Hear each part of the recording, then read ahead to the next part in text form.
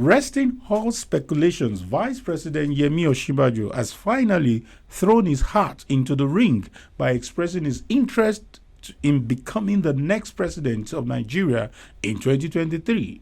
To do that, he first has to slug it out with other political gladiators in the ruling All Progressives Congress APC to clinch the party's ticket. On the interview today on Radio Now 95.3 Lagos, I'll be speaking with Dr. Bimbola Oyarinu, one of the authors of the unveiling Osinbajo, If Empowered, an assessment scorecard which makes the case that Professor Yemi Osinbajo is the most qualified and competent out of everyone who has indicated an interest in running for the presidency. Welcome, Dr. Bimbola Oyarinu. Thank you. You believe the vice president is the most qualified person to become the president of Nigeria among a lot of people who have indicated interest. Why do you believe is the most qualified? Well,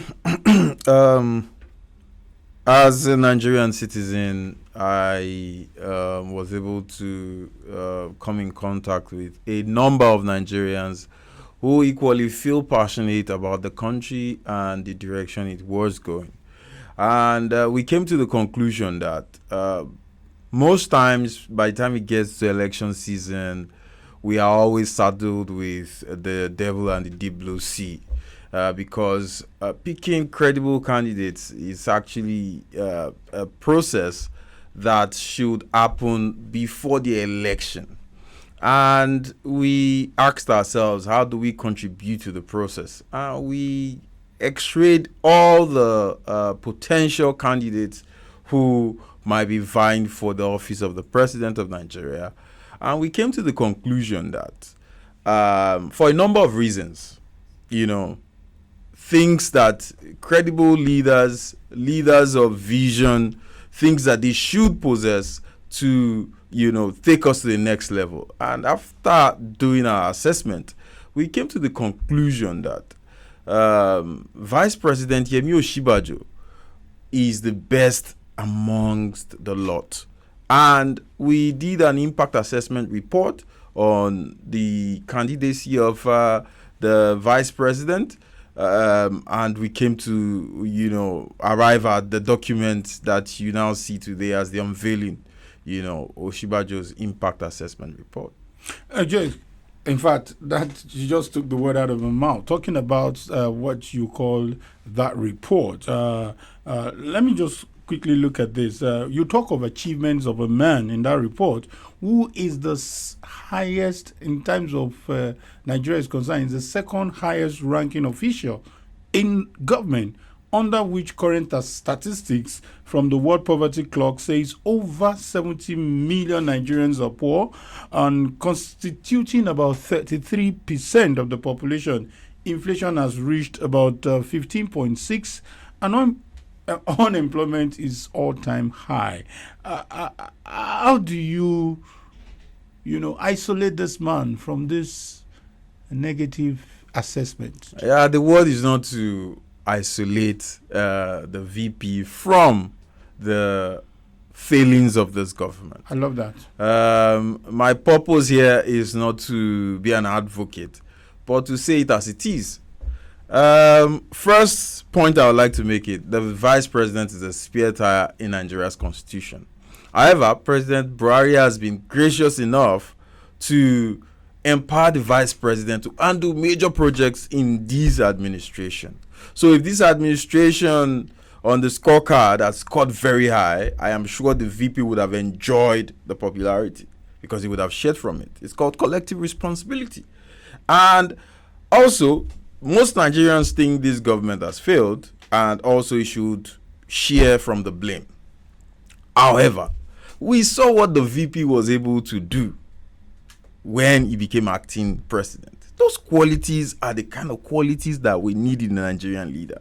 Not the leader that will sit in Aso Rock and expect to, flip the magic wand and everyone will fall in place. We need a working leader, a leader that will go to the field and assess situations, a leader that will allocate contracts and follow up to see that these contracts were, implemented.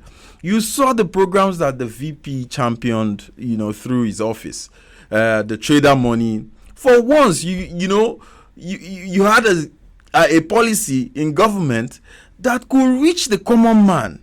Dr. Bimbola, have you forgotten the backlash? Yes. Have you forgotten what was reported, that this is ridiculous in terms of how much was given to those people?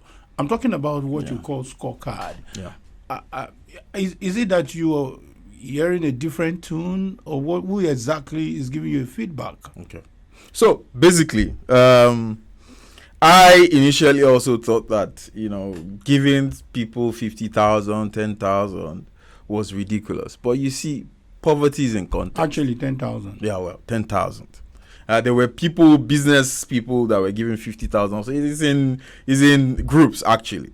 And what I realized is, for some, 10,000 naira actually means a lot. And if that is what the government could afford at the time, I think this is the first time in Nigeria's history where a government is actually, interested in welfareism. If you ask me, that's welfareism coming into Nigerian politics. Is it coincidental that this usually happens very close to the election time? Some have described it as a way of bribing the people to vote them in. Well, I don't think any of those is happening now, and it's election season. So I can tell you categorically that one of the major reasons why that policy was pursued. And are we sure it's not going to happen? Well, it has not happened. So why didn't you even continue? Why didn't we continue? Yeah. Basically, that project was to ensure that we get out of the recession as fast as possible. These were the things that was done in the Western world, and nobody criticized them for it. And we are equally doing the same here. And because, you need to give this government credit for taking us out of the recession as fast as possible, where the likes of the United States and the UK, they're still grappling with the consequences of COVID-19, and we're out of it. But these are things that economic analysts, these are things that the elites, the educated will understand. I don't expect the market woman to understand the correlation between COVID-19 and the rise in food price. I don't expect a mechanic, for example, to understand the oil price crash and the relationship it has with the falling dollars. These are things that economics and elites understand. And we understand the many external factors that this government had to face to contend with when they came into power in 2015. When we put all these things in context, you will understand why we are where we are and why we need to get out of it. Let's accept that your candidate or your aspirant, because he's yet to become a candidate, is really loved by this set of people that you have described without conceding. Isn't that going to be a major, hurdle for you to cross? Because if you're only appealing to the elites, what about the people that will actually vote? How do you speak their language? Well, basically, I am sure that most Nigerians understand that we need a change in the character and caliber of leaders that we have.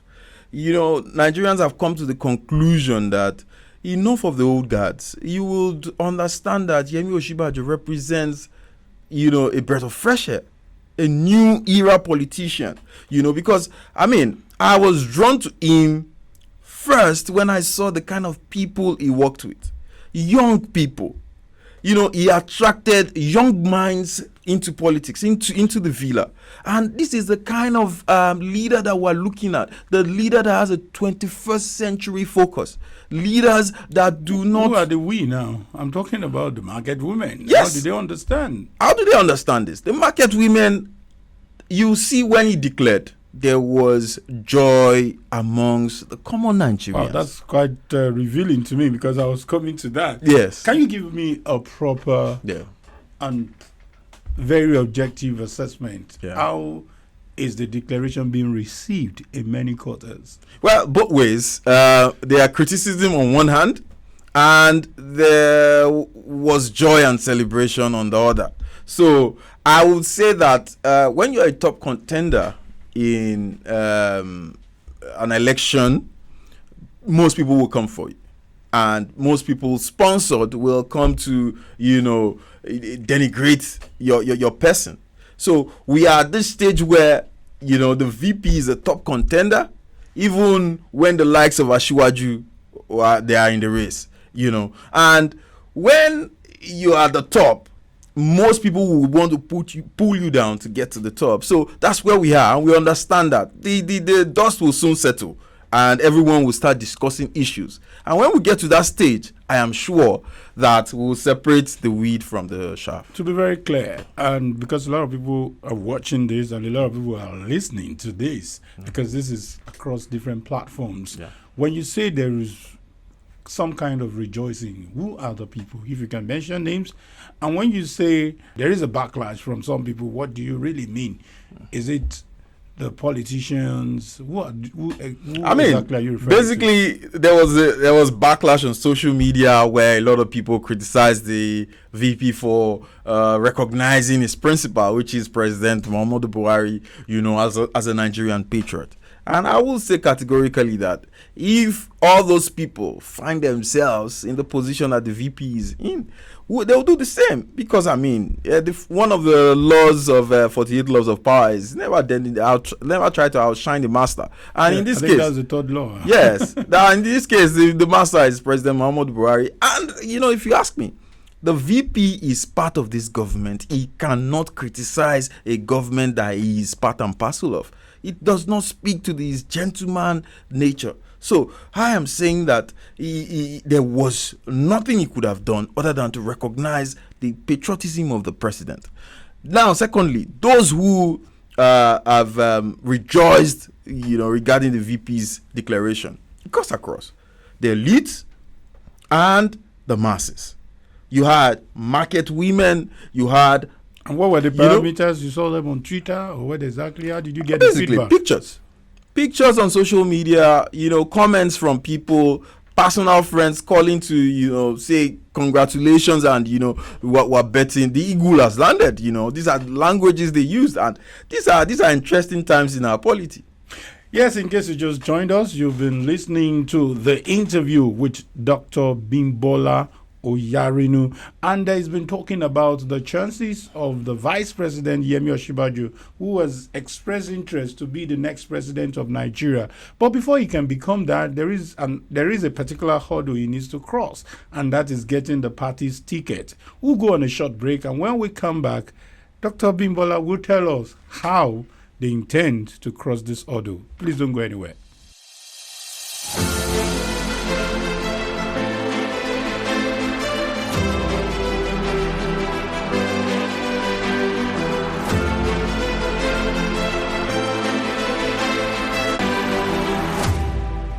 Welcome back. It's still the interview, and I have with me Dr. Bimbola Oyarinu, who is one of the authors that authored that particular piece that many of you, I think many people saw it from January, even before he declared his interest. So talking about how to get the party's ticket, the VP is drawn with strong political gladiators, including his former mentor, Asiwaju Bola Ahmed Tinubu, which you alluded to.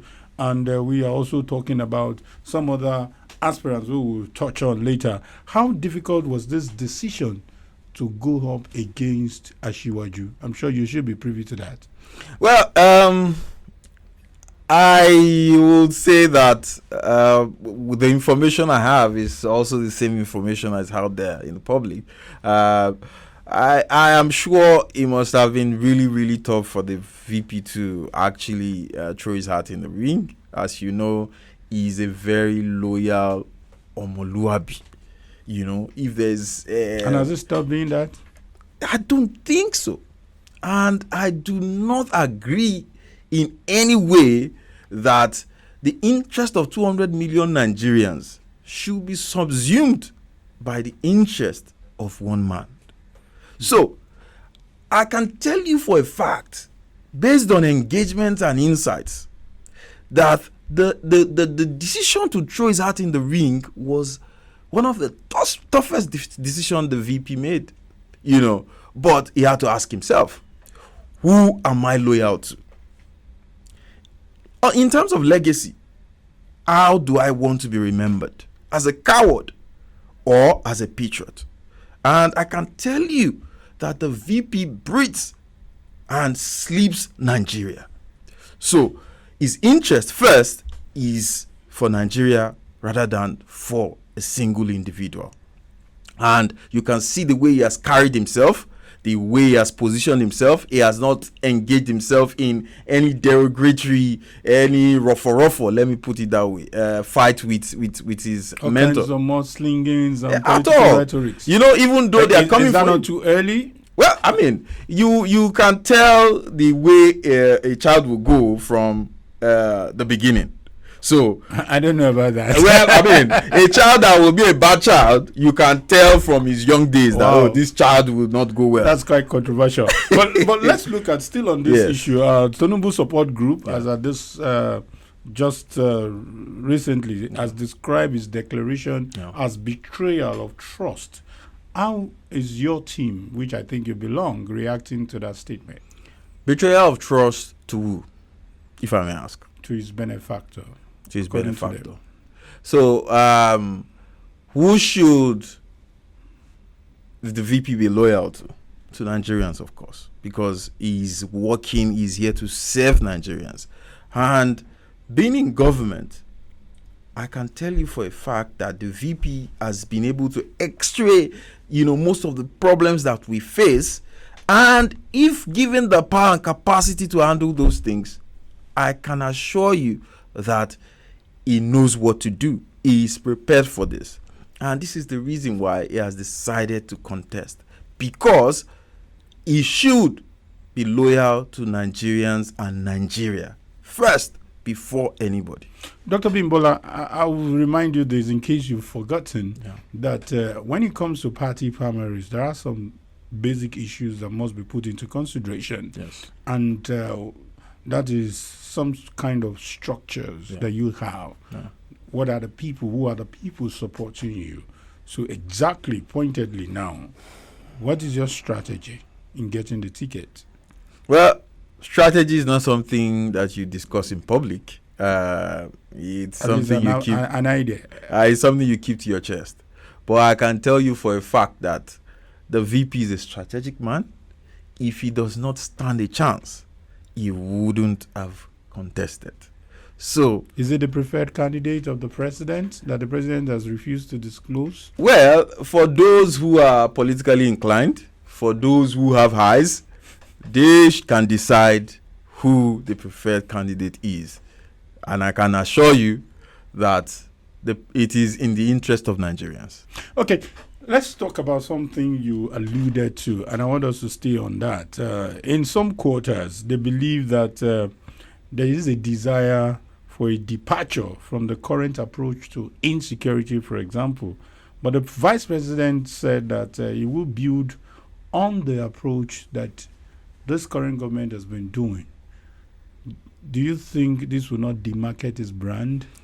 Well, basically, I know for a fact, while conducting the research on the impact of the person of Professor Oyarinu in governance, I can tell you for a fact that what we currently have, there will be a strong departure from it, and we'll also build on what we have.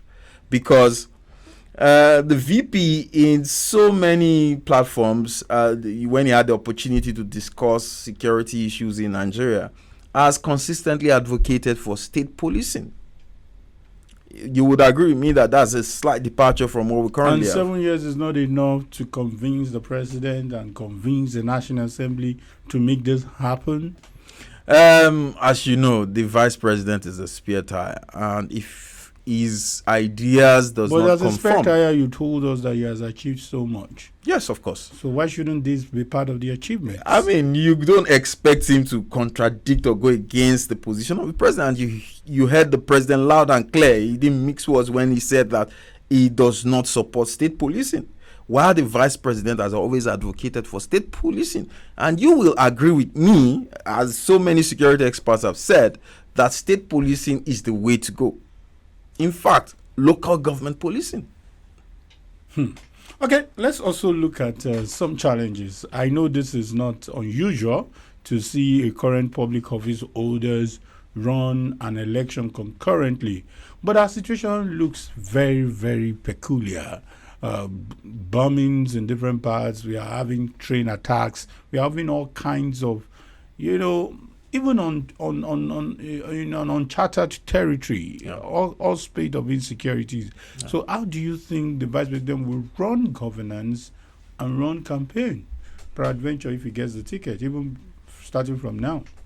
Professor Oyarinu, as you know, is a cerebral man. You remember that he has grown a lot of gray hair. Of course, that's to show that he's working. The only man that I have seen in governance who has grown as much white hair as the vice president in governance. Maybe there is a competition between him and Fashola. Exactly. So you will agree with me that, look at Barack Obama. When he came into government, he had black hair all over. And when he left, he had white hair all over. There are arguments that there could be a lot of activities without productivity. Of course. But so was the vice president productive, starting from his days as Attorney General? If he was not productive, there won't be anything in the impact assessment report that we did.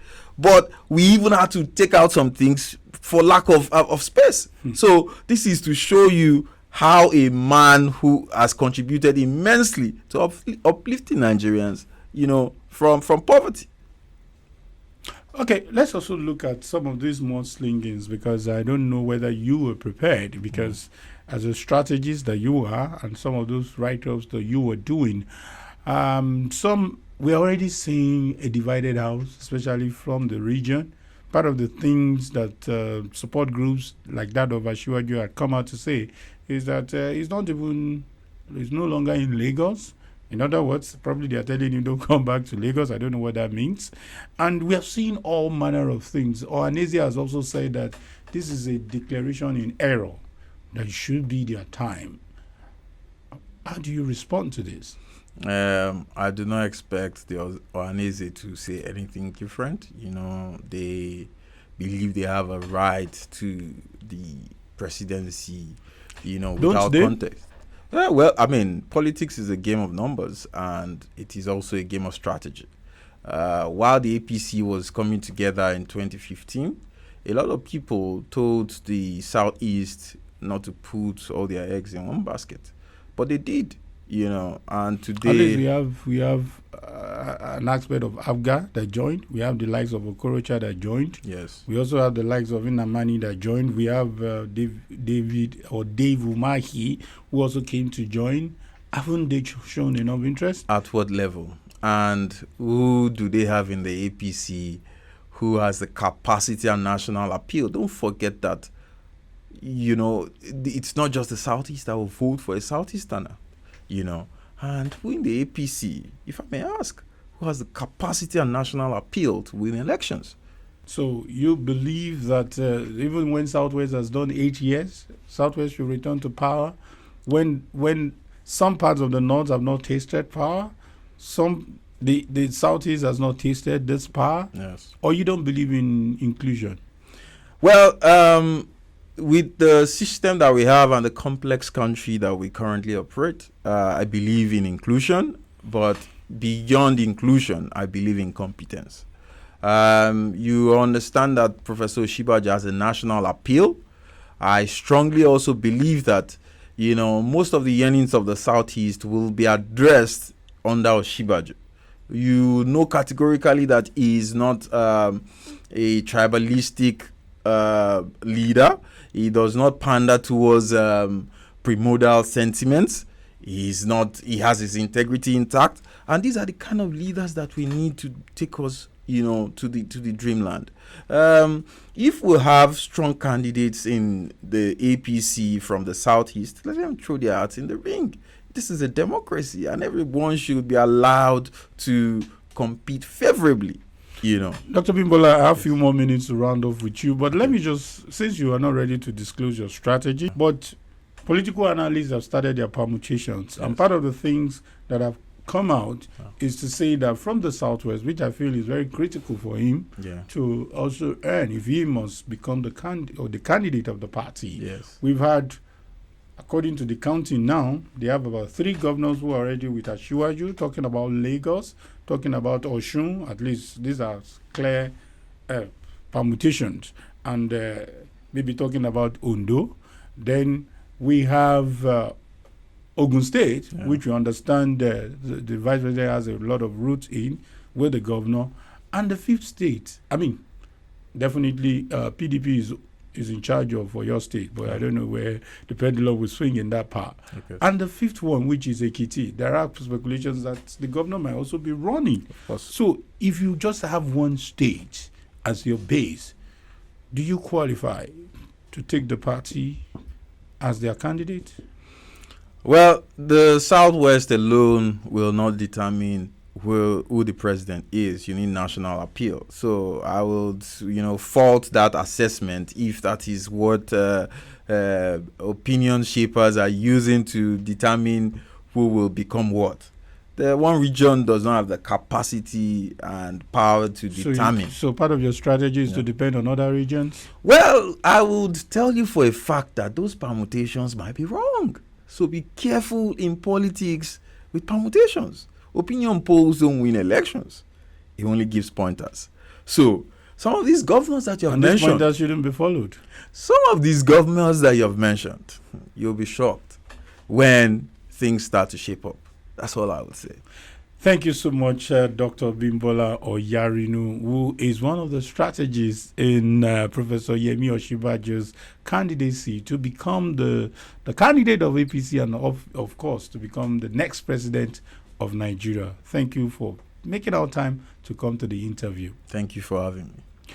And this is what we call it a wrap on the interview. Join us next week for another interesting edition of the interview. I am Kayode Ladendi, saying bye for now.